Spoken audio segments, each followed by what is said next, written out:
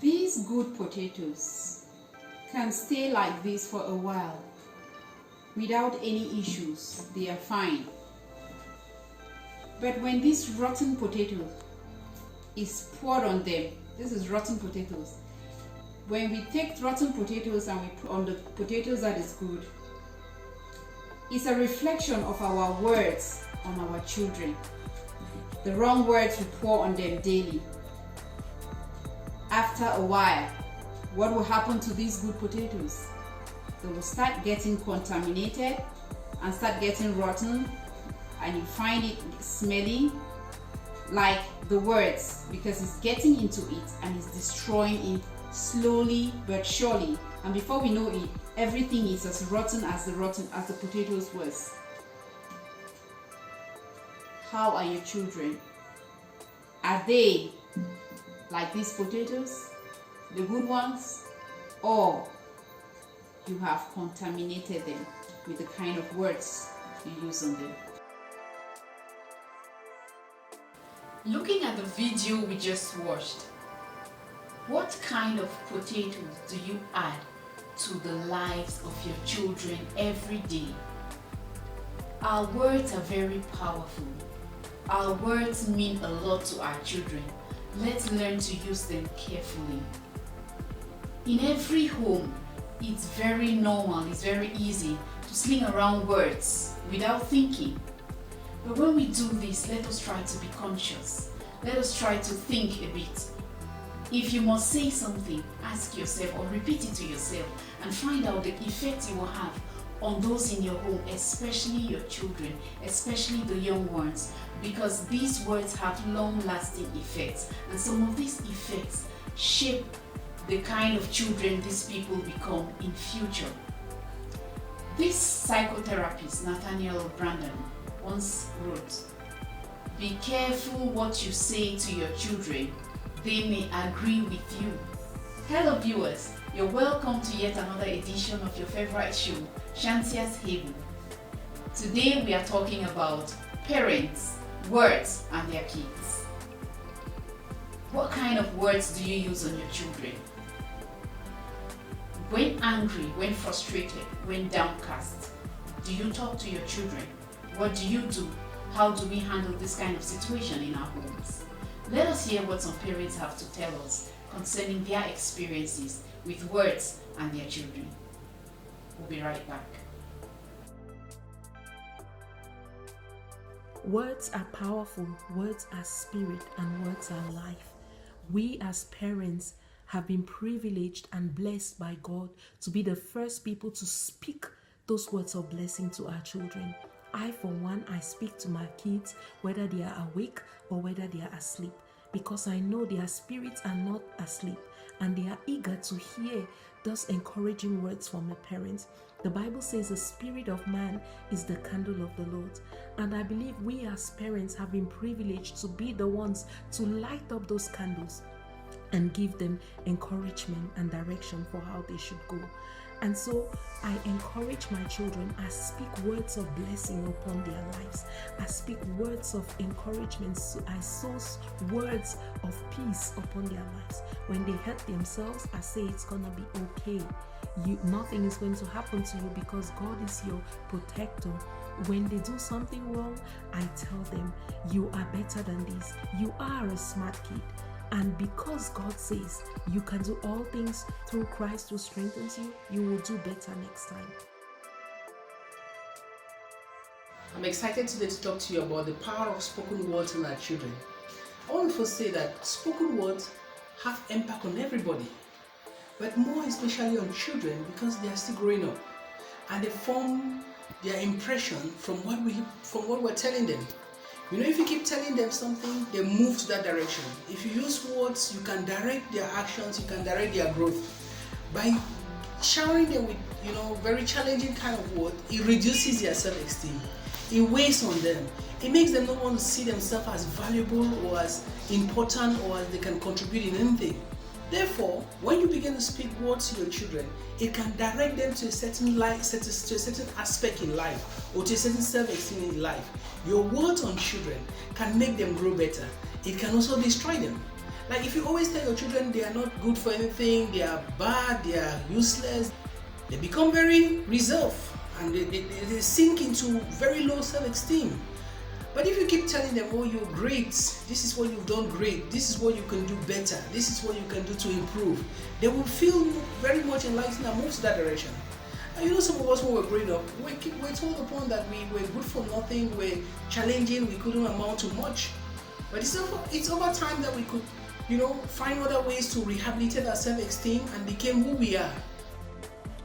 Nous devons faire très attention à toute parole qui sort de nos bouches, que ce soit sur nous, sur nos enfants ou toute autre personne. La Bible le dit clairement que la vie et la mort sont au pouvoir de la langue. Ça veut dire avec notre bouche nous pouvons maudire, avec notre bouche nous pouvons également bénir. Je me rappelle en grandissant je voyais des parents qui insultaient leur enfant, tu es idiot, tu es stupide, tu ne feras rien dans la vie. Si on a par exemple un enfant qui n'est pas très intelligent à l'école, il ne faudrait jamais dire de cet enfant, tu es stupide, tu ne comprends rien. Mais il faut plutôt dire à cet enfant, c'est vrai pour tel sujet ou telle matière, tu ne comprends pas pour l'instant, mais mets-toi juste au travail et avec du temps, tu vas maîtriser cette matière. La Bible nous dit également dans Proverbe 16, 24, des paroles aimables sont pareilles au miel, qui est agréable au goût et bon pour la santé. De même également, quand nos parents nous prononçons des bonnes paroles sur nos enfants, cela contribue à leur santé physique, à leur santé émotionnelle, à leur santé spirituelle.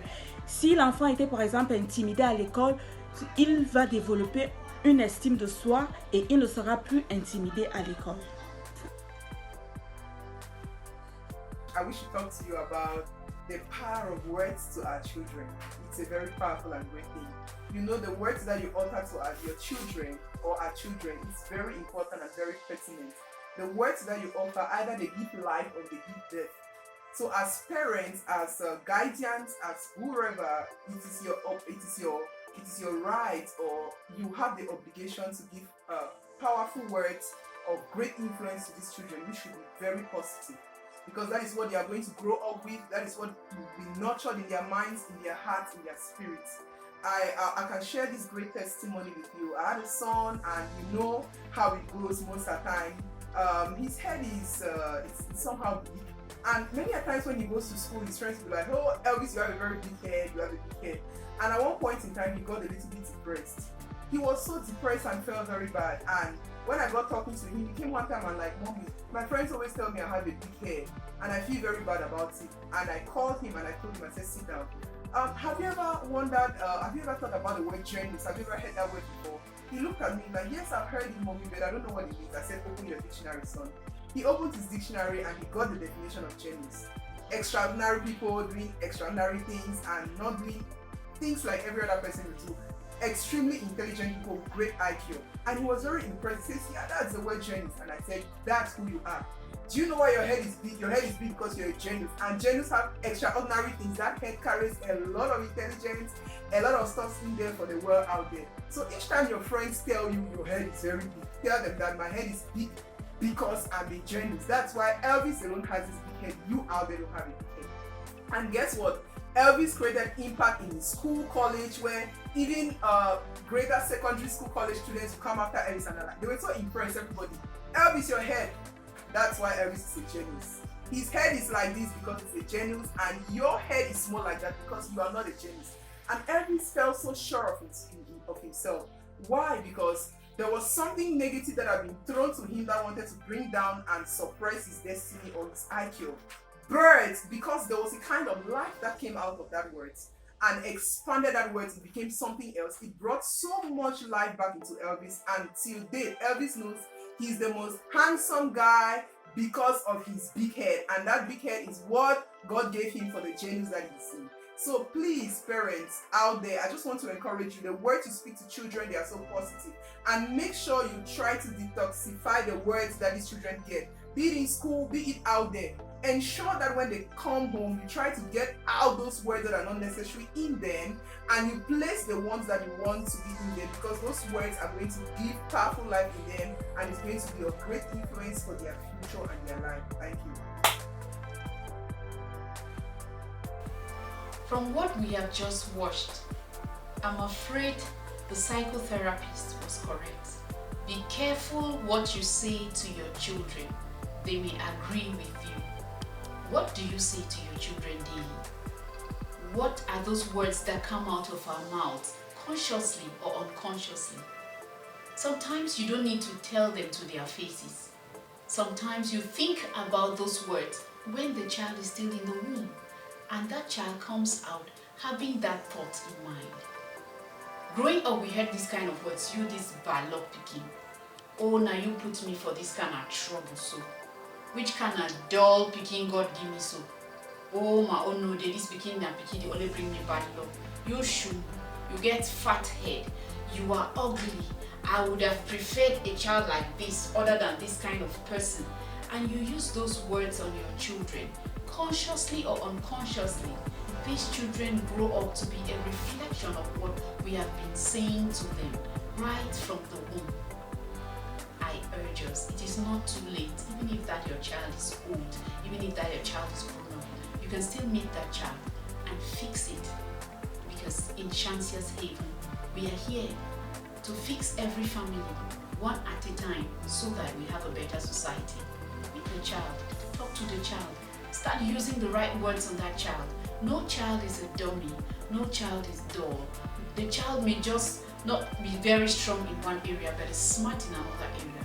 It's for us to discover where the child is smart and praise that area of that child. It's very important. And let us not also overpraise our children. Those words too can make them grow up with a puffy head. You don't want to overpraise them and you don't want to use the wrong words on them. You don't want to praise, you don't want to meet a child who has done well in mathematics and you just say, oh, you're a very smart kid, and you start comparing that child with every other child in the bid of trying to fix it for the child. No, that is not the way we should go about it. This child did well in mathematics. Congratulate the child for that mathematics that he did well in, and encourage the child in other aspects in life. Because our children, they watch us and they believe in what we say they are. Let us be careful. One family at a time, we can fix our societies. Thanks for watching, and see you some other time on Chancier's Haven. Bye-bye. Never forget to leave it better than you met it.